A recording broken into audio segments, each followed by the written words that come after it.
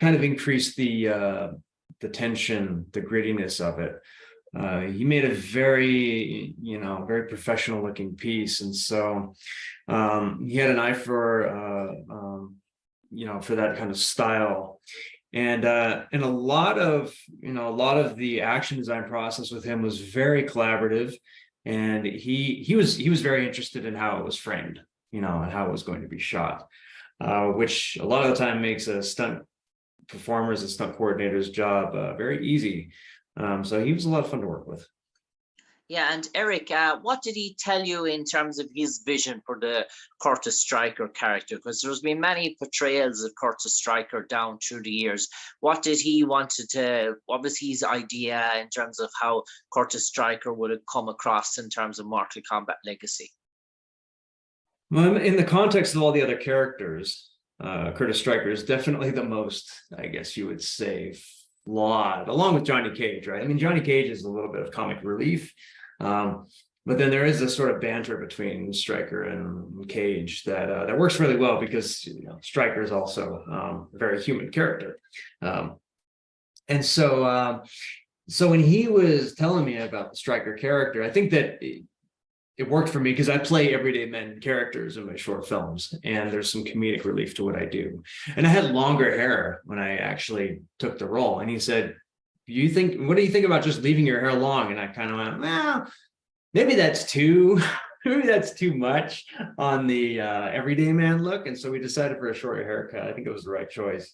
But there was this kind of alternate vision of Kurtis Stryker. It was just like a very, it's kind of like that. It would have been very much like a Mortal Kombat 3 Stryker. Yeah.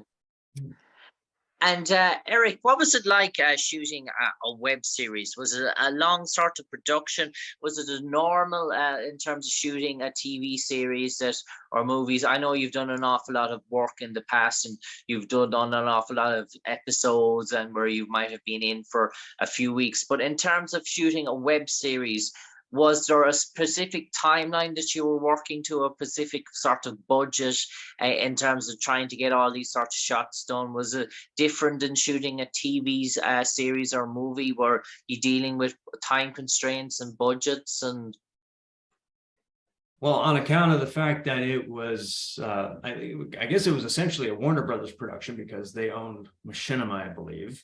They own the rights to Legacy now, I believe, and they own the franchise. So it was sort of under the same umbrella as a TV production would be under that kind of leadership. And so, yeah, the shoot was very fast. It was very TV-like in a lot of ways. And I remember, things going pretty quick once we showed up, and we ran out of time. Couldn't shoot the whole fight.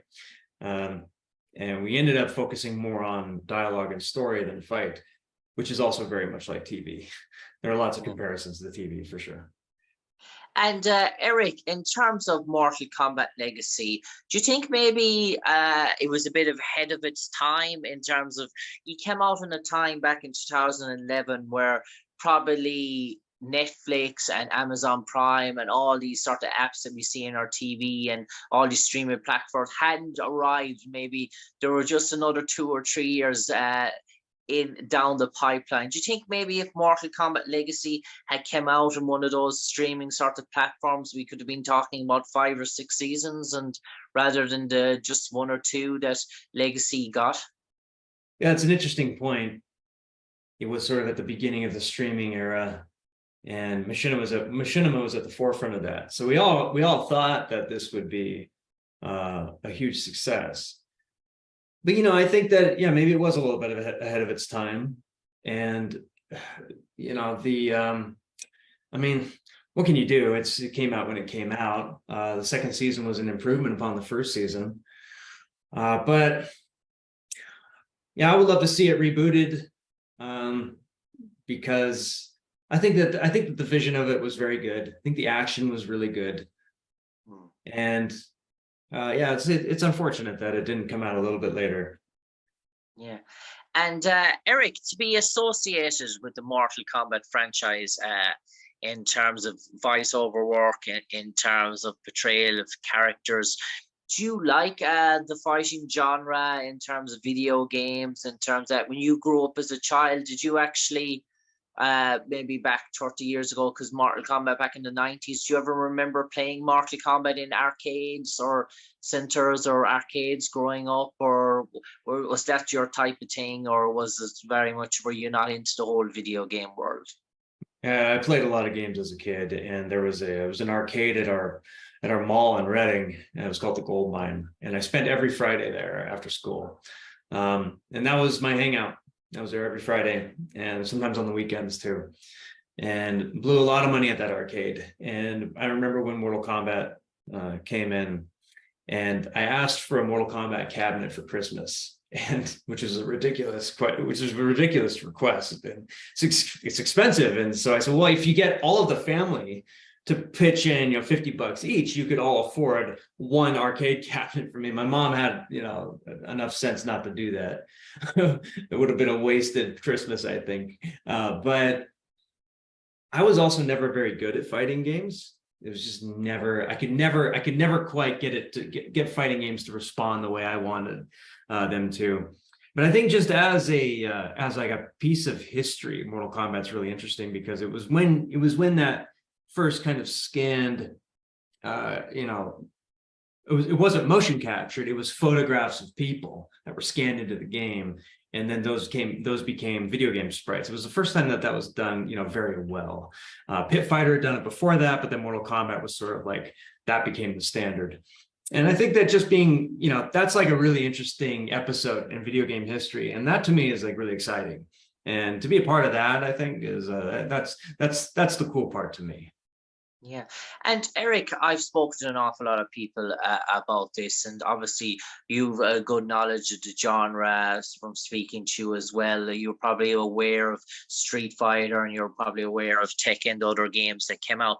Now, Street Fighter struggled to make that transition from a TV game into the TV world, into the movie world. It didn't go to plan. Capcom was a major sort of player. They sort of bulked at it when the first film went away.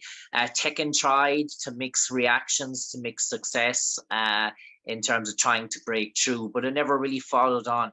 But for somehow Mortal Kombat, since it's started in 1995, it's never gone away. It almost seems to be falling into the James Bond category now in terms of the movies, that something seems to be coming out every 3 or 4 years. There doesn't seem to be 2 years go by but before there's another release of a game, and a new audience, a new generation, decade by decade, is growing up with this sort of franchise, and that leads to the demand for more. We see these characters on our TV and movie screens. Why has Mortal Kombat succeeded where Street Fighter failed, and to a large degree Tekken failed as well, to make that transition? Well, Mortal Kombat is an American franchise, and Street Fighter, Tekken are Japanese franchises. I don't know where exactly, how communication happens between the Japanese, original developers, and when you actually come out with an American property. When you look at how Street Fighter did as an anime, it's a different story. When you look at how Tekken did as an anime, different story, right? Tekken they had a great anime in the 90s, and they had a really good CG film also with amazing action. So, and you can see the same thing with Resident Evil.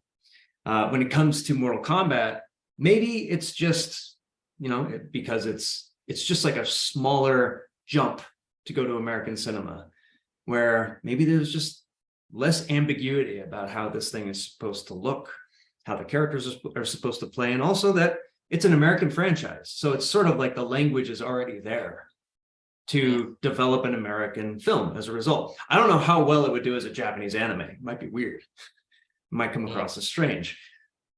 So I think that, and Mortal Kombat is like one of the very few American video game fighting game franchises. I can't really think of any others that are successful offhand. Whereas there are, quite a few Japanese ones, Virtua Fighter,